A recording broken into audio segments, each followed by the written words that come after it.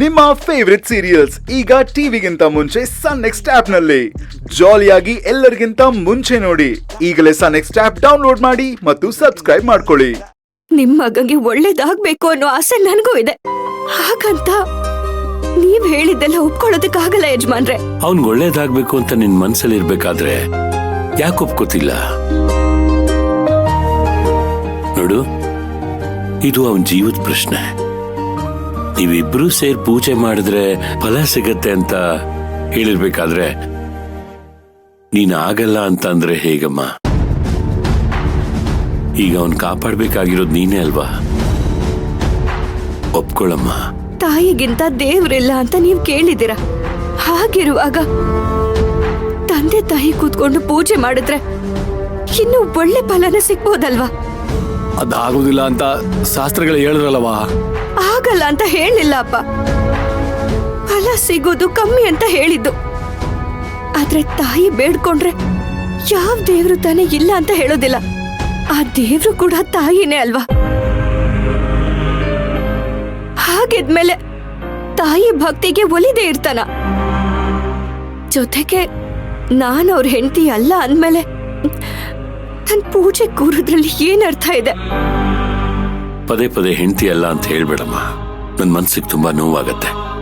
ಅದೇ ಸತ್ಯ ಅಲ್ವಾ ಯಜಮಾನ್ರೆ?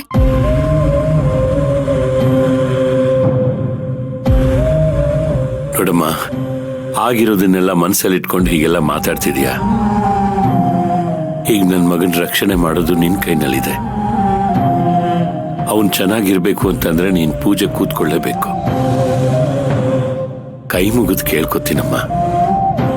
ನೀವ್ ಪ್ರತಿ ಸತಿನೂ ಹೀಗೆ ಮಾಡ್ತೀರ ಯಜಮಾನ್ರೆ. ನಿಮ್ ಮಾತನ್ನ ಕೇಳಿ ನಾನು ಇದಕ್ಕೆ ಒಪ್ಕೊಂಡ್ರೆ ಅಮ್ಮವರು ಕೋಪ ಮಾಡ್ಕೋತಾರೆ. ಆಗ ಎಲ್ಲ ತಪ್ಪು ನನ್ ಮೇಲೆ ಬರುತ್ತೆ ಅಲ್ವಾ? ಪ್ರತಿ ಸಾರಿನೂ ನಾನೇ ಸೋಲ್ಬೇಕಾ? ನಾನ್ ಸೋತಿಲ್ಲ, ಸೋಲೋದು ಇಲ್ಲ. ಆದ್ರೆ ನನ್ ಮಗನ್ ಒಳ್ಳೇದಾಗ್ಬೇಕು ಅಂದ್ರೆ ನಾನ್ ಸೋಲೋದಕ್ಕೂ ಸಿದ್ಧ, ಸಾಯೋದಕ್ಕೂ ಸಿದ್ಧ.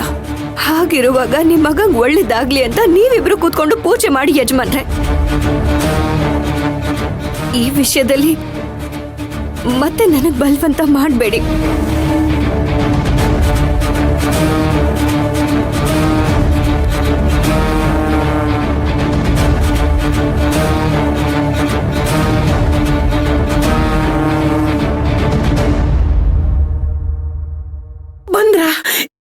ಚಿಕ್ಕ ಯಜಮಾನ್ರಿ ಹೆಂಗವ್ರವ?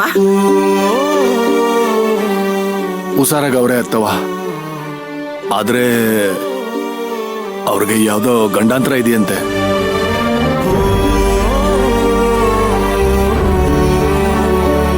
ಏನ್ ಹೇಳ್ತಿದ್ಯಪ್ಪ? ಹೌದು ಅತ್ತವ, ದೊಡ್ಡ ಗಂಡಾಂತರನೇ ಇತ್ತು. ಅದು ಚಿಕ್ಕದ್ರಲ್ಲೇ ಮುಗ್ದದೆ ಎಂದ್ರು. ಅವ್ರಿಗೆ ಒಳ್ಳೇದಾಗ್ಬೇಕು ಅಂದ್ರೆ ಗಂಡ ಹೆಂಡತಿ ಇಬ್ರು ಒಟ್ಟಿಗೆ ಕೂತ್ಕೊಂಡು ಮೃತ್ಯುಂಜಯ ಹೋಮ ಮಾಡ್ಬೇಕಂತೆ. ಅದನ್ನ ಮಾಡಿದ್ರೆ ಸರಿ ಹೋಯ್ತದೆ ಅಂತ ಶಾಸ್ತ್ರಿಗಳು ಹೇಳಿದ್ರು.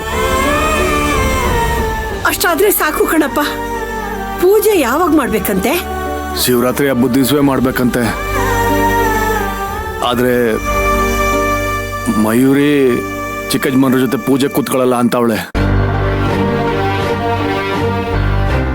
ಯಜಮಾನ್ರು ಈ ಮಾತು ಕೇಳಿ ಸ್ಯಾನೆ ಬೇಸರ ಮಾಡ್ಕೊಂಡ್ರು. ಯಾಕವ್ವ, ಯಾಕೆ ಕುಂತ್ಕೊಳಕ್ಕಿಲ್ಲ ಅಂತ್ಯಾ? ನಿನ್ ಗಂಡಂಗ್ ಒಳ್ಳೇದಾಗೋದ್ ನಿಂಗೆ ಇಷ್ಟ ಇಲ್ವಾ? ಅವ್ರನ್ನ ನಾನು ಗಂಡ ಅಂತ ಒಪ್ಕೊಳ್ದೆ ಇದ್ಮೇಲೆ ಅವ್ರ ಜೊತೆ ಪೂಜೆಗೆ ಹೇಗೆ ಕೂತ್ಕೊಳ್ಳೋದಕ್ಕಾಗತ್ತೆ? ಏನವ್ವ ಹೇಳ್ತಿದ್ಯಾ ನೀನು? ಅಲ್ಲ, ತಾಳಿ ಕಟ್ಟು ಗಂಡನ್ನೇ ಗಂಡ ಅಲ್ಲ ಅಂತ ಒಪ್ಕೊಳ್ಳಿಲ್ಲ ಅಂದ್ರೆ ಹೆಂಗೆ ಬಿಡ್ತೋನೋ? ನಿಮ್ಗೆಲ್ಲ ಯಾಕೆ ನನ್ ಪರಿಸ್ಥಿತಿ ಅರ್ಥ ಆಗ್ತಿಲ್ಲ? ಯಾಕೆ ಎಲ್ರು ಅವ್ರನ್ನ ವಹಿಸ್ಕೊಂಡ್ ಮಾತಾಡ್ತಾ ಇದ್ದೀರಾ? ನನ್ ಭಾವನೆಗೆ ಬೆಲೆ ಇಲ್ವಾ? ಇಲ್ಲ ಅಂದವ್ರು ಯಾರವ್ವ? ನಿನ್ ಭಾವನೆಗೂ ಬೆಲೆ ಅದೆ, ಅವ್ರ ತ್ಯಾಗಕ್ಕೂ ಬೆಲೆ ಅದೆ. ಹಂಗಂತ ನೀ ತಗೊಂಡಿರೋ ನಿರ್ಧಾರನ ನಾವು ಒಪ್ಪಕ್ಕಿಲ್ಲ. ನೀನು ಒಪ್ಕೊಂಡ್ರು ಬಿಟ್ರು ನನ್ ನಿರ್ಧಾರ ಅಂತೂ ಇದೇನೆ. ನಾನು ಅವ್ರ ಜೊತೆ ಪೂಜೆ ಕೂತ್ಕೊಳ್ಳೋದಿಲ್ಲ. ಅವಾಗಿಂದ್ಲು ಹಿಂಗೆ ಹೇಳ್ತಾವಳತ್ತವ. ಇವಳು ಹೆಂಗ್ ಒಪ್ಪಿಸ್ಬೇಕು ನನಗಂತೂ ಗೊತ್ತಾಯ್ತಿಲ್ಲ. ಅಲ್ಲಿ ದೊಡ್ಡ ಯಜಮಾನ್ರು ತನ್ನ ಮಗನ್ಗೆ ಏನಾಯ್ತದೋ ಅಂತ ಗಾಬರಿ ಆಗವ್ರೆ. ಇವಳು ನೋಡಿದ್ರೆ ಹಿಂಗ ಆಡ್ತಾವಳೆ. ನನಗಂತೂ ಯಾರಿಗೇನ್ ಹೇಳ್ಬೇಕ ಗೊತ್ತಾಯ್ತಾ ಇಲ್ಲ. ಅಪ್ಪ, ನನ್ ಪರಿಸ್ಥಿತಿ ಗೊತ್ತಿದ್ದು ನೀನು ಹೀಗೆ ಮಾತಾಡ್ತಿದ್ಯಲ್ಲ, ನನ್ನ ನೀನು ಅರ್ಥ ಮಾಡ್ಕೊಂಡಿಲ್ವಾ? ನನಗೆಲ್ಲ ಅರ್ಥ ಆಯ್ತದೆ ಕಣವ. ಆದ್ರೆ ನಮಗ್ ಬದುಕು ಕೊಟ್ಟೋರು ಅವರು. ಇವತ್ ನಾವೊಂದು ತುತ್ತು ಅನ್ನ ತಿಂತಾ ಇದೀವಿ ಅಂದ್ರೆ ಅದು ಅವ್ರು ಕೊಟ್ಟಿರೋ ಭಿಕ್ಷೆ. ಅವ್ರ ಋಣದಲ್ಲಿರೋ ನಾವು ಅವ್ರ ಮಗ ಆಗಿರೋ ನಿನ್ ಗಂಡನ್ಗೆ ತೊಂದರೆ ಇದೆ ಅನ್ನುವಾಗ ನಾವ್ ಹೆಂಗ್ ಸುಮ್ನಿರಕ್ಕಾಯ್ತದವ? ನೋಡು ಮಯೂರಿ, ಅವ್ರಿಗೆ ಹಿಂಗಾಗಿರೋದಿಕ್ಕೆ ನಾವೇ ಕಾರಣ ಅಲ್ವಾ? ಕುಮಾರಿಗೆ ತೊಂದರೆ ಕೊಡ್ತಿದ್ದ ಅಂತ ಅವನ್ ಹಿಡ್ಕೊಂಡು ಹೊಡೆದಿದ್ದಕ್ಕೆ ಅಲ್ವಾ ಪಾಪ ಅವ್ರಿಗೆ ಇವತ್ತಿಂತ ಸ್ಥಿತಿ ಬಂದಿರೋದು. ತನ್ನ ಪ್ರಾಣನೂ ಲೆಕ್ಕಿಸ್ದೆ ಅವನ ಜೊತೆ ಹೊಡೆದಾಡಿದ್ರಲ್ಲ, ಅವ್ರ ಬಗ್ಗೆ ಇಂತ ಯೋಚನೆ ಮಾಡೋದು ಸರಿ ಇಲ್ಲ. ಬದುಕು ಕೊಟ್ಟವ್ರ ಬದುಕನ್ನ ಕಿತ್ಕೋಬಾರ್ದು ಕಣವ. ಹೌದು ಅಕ್ಕ, ನಿನ್ಗೆ ಈ ಮದ್ವೆ ಇಷ್ಟ ಇಲ್ಲದೆ ಇರ್ಬೋದು, ಅವ್ರನ್ನ ಗಂಡ ಅಂತ ಒಪ್ಕೊಳ್ದೆ ಇರ್ಬೋದು. ಆದ್ರೆ ಮಾನವೀಯತೆಯಿಂದಾದ್ರೂ ನೀನ್ ಈ ಪೂಜೆಗೆ ಕುತ್ಕೊಳ್ಬೋದಲ್ವಾ?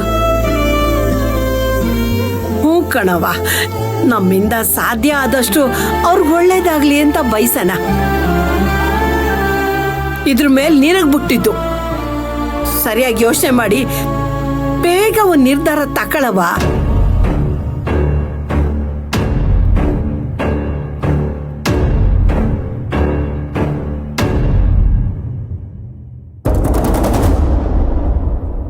ನಿಮ್ಮ ಮಗನಿಗೆ ದೊಡ್ಡ ಗಂಡಾಂತರ ಇದೆ.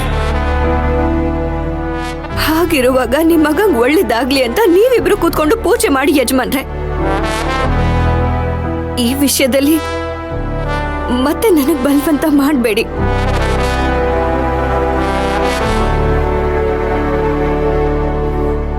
ಡ್ಯಾಡ್, ಯಾಕೆ ಡಲ್ ಆಗಿದ್ದೀರಾ? ಏನಾಯ್ತು? ಏನೂ ಇಲ್ಲಮ್ಮ. ಈಗ ನೀವು ಖುಷಿಯಾಗುವಂತ ವಿಷಯ ಹೇಳ. ಏನಮ್ಮ? For the first time mom oppose ಮಾಡದೆ ತಾರಕ್ ಮತ್ತೆ ಮಯೂರಿ ಪೂಜೆ ಕೂತ್ಕೊಳ್ಳೋಕ್ ಒಪ್ಕೊಂಡಿದ್ದಾರೆ. ನಿಮಗ್ ನಂಬೋಕ್ ಆಗ್ತಿಲ್ಲ ಅಲ್ವಾ? ನನಗೂ ಹಾಗೆ ಅನ್ಸ್ತು. ಅದಕ್ಕೆ ನಾನು ಬಿಡಿಸಿ ಕೇಳ್ದೆ, ಇವಾಗ ಒಪ್ಕೊಂಡು ಆಮೇಲೆ ಪೂಜೆ ಟೈಮಲ್ಲಿ ತೊಂದರೆ ಮಾಡಿದ್ರೆ ಅಂತ. ಅದಕ್ಕೆ ಮಾಮ್ ಹೇಳಿದ್ರು, ನಾನಿದನ್ನ ಒಪ್ಕೊಂಡಿರೋದೆ ನನ್ನ ಮಗನ ಮೇಲಿರೋ ಪ್ರೀತಿಗೆ, ಅವನಿಗೆ ಒಳ್ಳೇದಾಗ್ಲಿ ಅಂತ ಒಪ್ಕೊಂಡಿದೀನಿ ಅಂತ ಹೇಳಿದ್ರು. ಅವಳಿಗೆ ಅವನ ಮೇಲಿರೋ ಅತಿಯಾದ ಪ್ರೀತಿನೇ ಈಗ ಅವರಿಬ್ರು ದೂರ ಆಗಿರೋದಕ್ಕೆ ಕಾರಣ ಆಗಿರೋದು. ಏನ್ ಡ್ಯಾಡ್ ಹೇಳ್ತಿದ್ಯಾ?